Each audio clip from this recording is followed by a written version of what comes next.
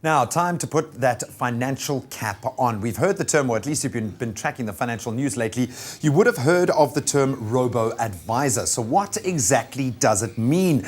Well, never fear, it is not Arnold Schwarzenegger going back in time to destroy the world.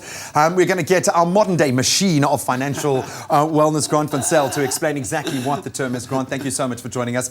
And we're going to take your calls, 0839133728, if you'd like to know a little bit more about Robo-Advisor. You've got to say it with that tone, man. But this really does speak of where, I think as an individual in our personal finance, about taking control and mapping out a future investment. But let's get into the term, Robo-Advisor. What does it mean? Yeah, I think, well, in layman's terms, robo-advising's come around where big investment firms have created programs where you can go directly to these programs and invest onto their structures straight away. And basically what the whole concept is to automate the whole investment process, to make it as simple as possible. And by doing that, it obviously lowers costs and it takes out the so-called middleman.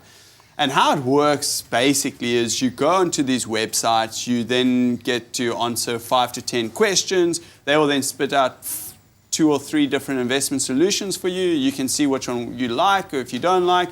If you do like one of them, you can then go ahead and then apply for the prompts and get the investment up and running. And the reason why it's been dubbed Robo-Advisor is because it's all internet-based. So it's all, you don't really deal any... It's an algorithm, yeah, it's all algorithm, yeah. So exactly that, yeah. So this coming from a so-called middleman, why is this exciting? I mean, what are the positives, first of all, of being able to approach our own personal finance like this? Yeah, well, I think a great advantage of the Robo-Advisor is that it's available 24/7. So you no longer have this pressure to sign on the dotted line anymore. You can take the time to do your own research and all that sort of stuff.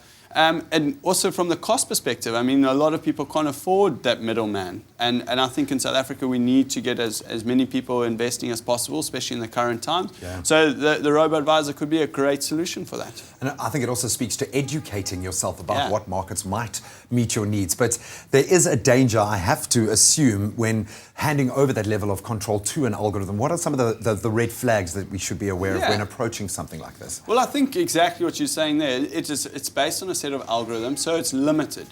So it's going to be limited to that set of advice. So Robo-Advisor currently, as we speak, is only limited to the investment space. And we know as financial planning, there's way more to it than just the investment side of things. And on top of that, like if something does go wrong, who's going to be accountable there is for no it? culpability, you know? So I think those are some of the disadvantages around the robo-advising at the moment. But I mean, who knows? That could be bridged in the future. So how do we approach it then? What are those watchwords when approaching something like Robo-Advisor? We want to take control of our own kind of financial future. What do you recommend? So I think every robo-advisor is going to have a very unique investment solution. So you're going to have to first do a bit of research of understanding what are you wanting to achieve from an investment goal perspective. And then you can start looking at the different robo-advisors and see which one are going to meet those specific needs, yeah. All right, well, maybe you've got some questions that you'd like to ask Grant directly about how a robo-advisor can fit into your financial planning. You can hit us up on 0839133728. We'd love to hear from you right now.